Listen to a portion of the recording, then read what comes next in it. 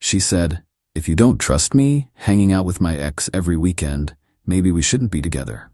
I replied, "You're absolutely right." Then I accepted the job transfer to London I'd been declining for her. When she texted, "What are you doing this weekend?" I sent a selfie from Heathrow Airport. I, 31 male, had been with Jade, 29, for 3 years, living together for 1. Everything was decent until her ex Dylan moved back to town 6 months ago. Suddenly, she had book club every Saturday, except book club was just her and Dylan at his apartment catching up and maintaining a friendship. When I expressed discomfort, she hit me with the classic, "He's just a friend now. We dated for like 2 months 5 years ago. You're being insecure. Fine, whatever." I tried to be the cool boyfriend. Then book club became Saturday and Sunday brunch. Then Friday movie nights got added because Dylan's going through a tough time with his dad's health. The breaking point came 3 weeks ago. I'd been offered a massive promotion, heading up our London office. 130K salary, full relocation package, 3-bedroom flat covered for a year. Dream job. But I'd turned it down twice because Jade couldn't imagine leaving her family. That Saturday, she was getting ready for book club again. Hair done, new dress, perfume that she never wore for our date nights. "You sure you don't want to skip today? We could check out that new Korean place." She rolled her eyes. "God, Ryan, we've been over this. Dylan and I are friends. If you don't trust me hanging out with my ex every weekend, maybe we shouldn't be together." I looked at her for a long moment. "You're absolutely right." "Finally. See, I knew you'd—" "Wait, what?" "You're right, we shouldn't be together." Her face went through about 12 expressions. "Ryan, I didn't mean—" "No, you made a good point. This isn't working." I walked to our bedroom and sent an email to my boss. "I'll take the London position. Can start in 2 weeks. Jade followed me. "What are you doing?" I was just frustrated. "You can't just—" "I'm accepting a job offer. You should probably stay at your parents' tonight, or Dylan's, your choice." "Are you seriously breaking up with me over this?" "You literally just said we shouldn't be together." "I'm agreeing." She started crying, not sad tears, angry ones. "You're being ridiculous. It's just friendship." "Cool, be friends. I'll be in London." She grabbed her purse and stormed out. "You'll regret this." 20 minutes later, my phone exploded. "Baby, let's talk about this. You can't just end 3 years like this. I'll stop seeing Dylan if it bothers you that much." "Ryan, please." "This is so immature." I didn't respond. Instead, I started packing. Update 1. The last week has been illuminating. After our breakup, Jade went straight to Dylan's. I know because she posted an Instagram story from his couch with a wine glass and the caption, "When life gives you lemons," at 2 a.m. Her best friend Mia texted me, "Did you guys really break up?" "Me?" asked Jade. She's the one who suggested it. "She says you're moving to London?" "Yep, yep. But she told everyone you'd never leave because you're too attached to your mom." "My mom lives in Florida. I see her twice a year." Meanwhile, I was busy. Submitted my 2 weeks notice, started shipping stuff to London, found someone to take over my lease. The company was covering everything. Movers, flights, temporary housing. The works. Jade tried to come by the apartment while I was packing. I'd already changed the locks. She wasn't on the lease. Just stayed over so much she basically lived there. "Ryan, I know you're in there. We need to talk." I texted her. "Your stuff is in boxes by the door. Please take them." "I'm not taking my stuff because I'm not leaving. This is insane. The lease is under my name. You never officially moved in, remember? You insisted on keeping your parents' address for mail." That was her tax evasion scheme, claiming she still lived at home to avoid city taxes. Backfired beautifully. She left, but not before telling our entire friend group I was having a mental breakdown and abandoning everything for a stupid job. Then the Dylan truth came out. My buddy Ethan works at the same gym as Dylan. Overheard him on the phone. "Yeah, she's basically single now. Her boyfriend's having some crisis." "No, babe, I told you. Jade and I are just friends." "Yes, I'm still coming to your sister's wedding." "What do you mean you saw Instagram? That was nothing." Turns out Dylan has a girlfriend, Olivia, who lives 2 hours away and comes down every other weekend. The weekends when Jade supposedly had family obligations. Ethan sent me screenshots of Dylan's texts in their gym group chat from 2 months ago. "Boys, You gotta see this chick I'm hooking up with. Her boyfriend thinks we're having book club. Mao. I forwarded them to Jade with one word, interesting. She called 17 times. I was busy booking my flight. Update 2. My flight was Saturday at 3 p.m. The same Saturday Jade had book club for 3 months straight. That morning, she showed up with her mom, Diane, and her sister Haley. Full intervention mode. Ryan, sweetheart, Diane started. Jade told us about your mental health crisis. What crisis? The sudden decision to abandon your life and move across the world. It's clearly a cry for help. It's a 70% pay raise and an executive position. Haley jumped in. But what about Jade? You can't just leave her. She ended things. I'm respecting her decision. She didn't mean it literally. Jade screamed. Then maybe don't use ultimatums you don't mean? Diane tried another angle. What about the apartment? Jade's been living here. No, she's been visiting. All her mail goes to your house. She's not on any bills. Legally, she's a guest. You're really going to abandon her over one little friendship? Haley asked. I pulled out my phone and showed them Dylan's gym chat screenshots. Silence. Diane went pale. Is this real? Jade turned red. Those are out of context. What context makes her boyfriend thinks we're having book club? No, better. They left after Jade called me emotionally abusive for spying on Dylan. I wasn't spying. Ethan volunteered the info because he thought I should know. At noon, I posted a photo on Instagram. New adventure begins. London, here I come. The comments were immediate. Wait, what?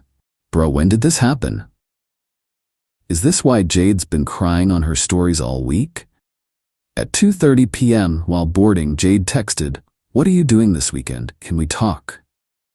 I sent back a selfie from the gate at the airport with the London flight board clearly visible behind me. Her response, "This isn't funny, Ryan." Me not trying to be funny. Board closes in 10 minutes. You're seriously leaving?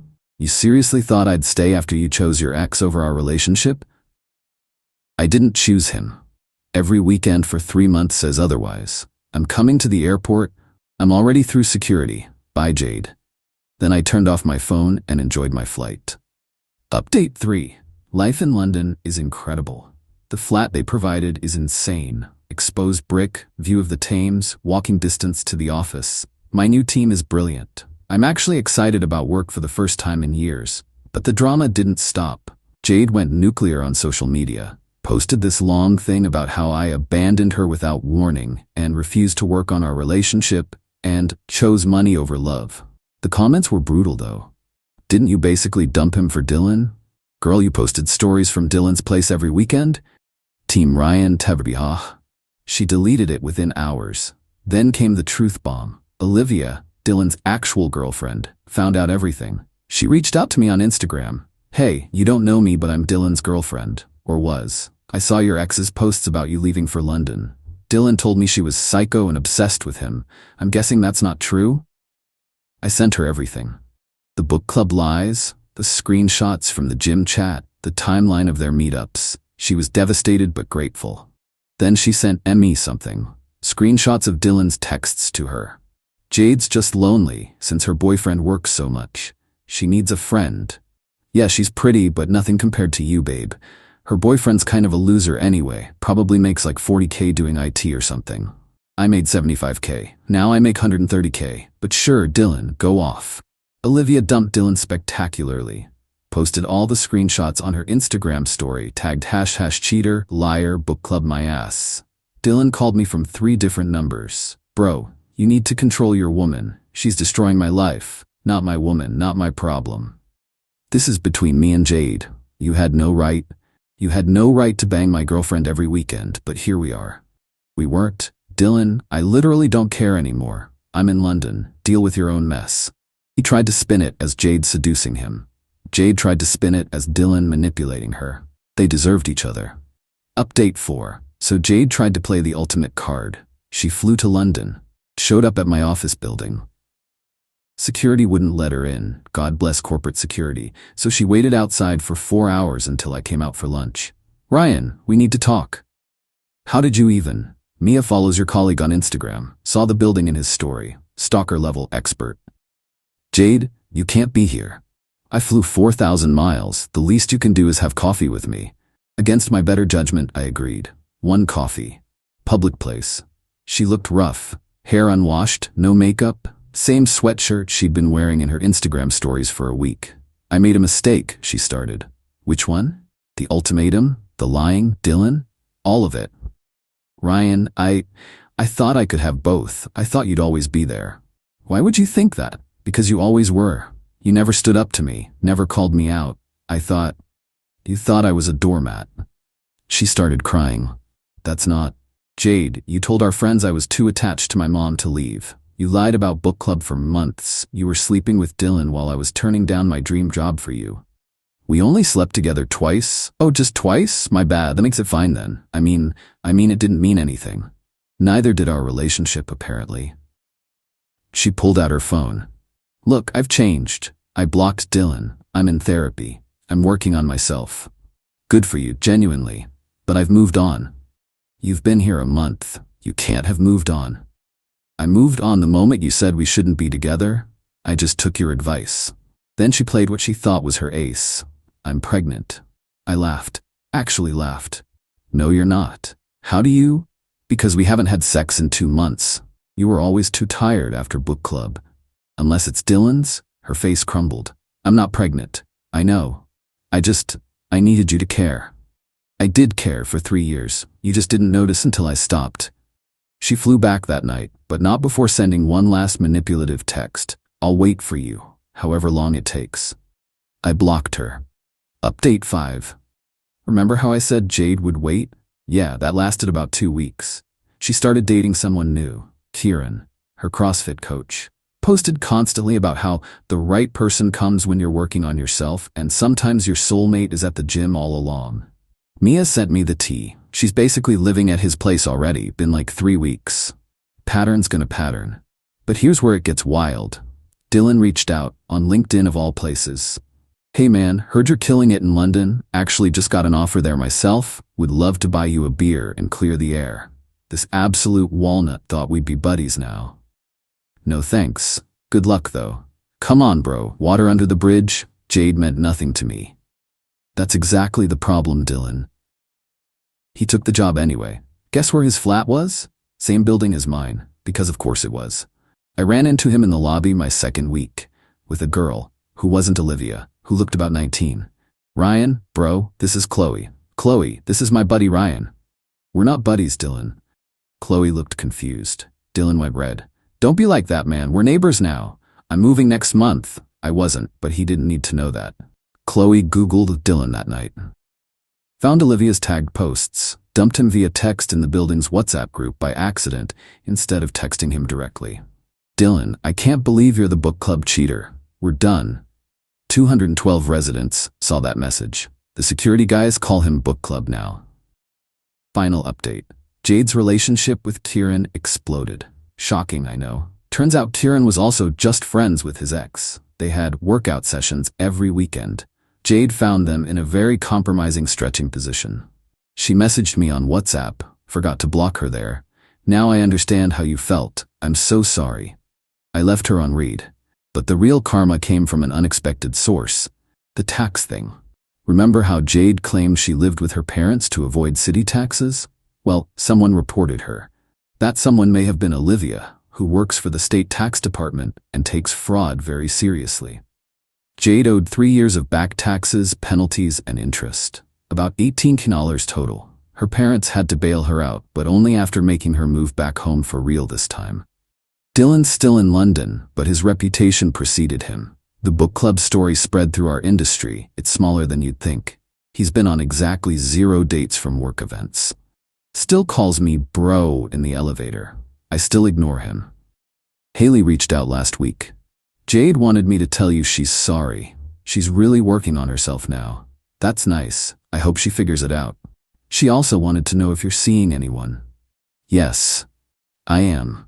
Her name's Awif. She's Irish, works in publishing, thinks the whole book club story is hilarious, and has exactly 0 exes she hangs out with every weekend. Last week was my 6-month review. Got another raise and a permanent position. The company wants me here long term. I said yes immediately. Jade's last Instagram post was about growing through what you go through. And sometimes the best thing someone can do is leave so you can find yourself. The comments were turned off. To everyone who said I should have fought for the relationship, why? She literally told me we shouldn't be together if I couldn't handle her hanging with her ex every weekend. I just agreed with her assessment. To those saying I was too harsh, I turned down a life-changing opportunity twice for someone who was cheating on me every weekend while calling me insecure. I wasn't harsh enough. And to those asking if I regret leaving, I'm making almost double my old salary, living in an amazing city, dating someone who actually respects me, and Dylan has to see me thriving every single day in the building where everyone calls him book club. My only regret is not taking the job the first time it was offered. Oh, and Jade, since I know you still check my socials with fake accounts, Faye and I are planning a weekend trip to Paris. Don't worry though, it's not with her ex. She doesn't need book club to be happy. Cheers from London. Edit. Stop asking for Dylan's LinkedIn. Let's not do that. Edit 2. Yes, Olivia really works for the tax department. Yes, she really reported Jade. No, I didn't ask her to, but I'm not mad about it. Edit 3. To everyone saying this is fake because of the coincidence of Dylan being in the same building, it's corporate housing. The company has a deal with the building. There are 4 other people from my industry here. London's big, but professional circles are small.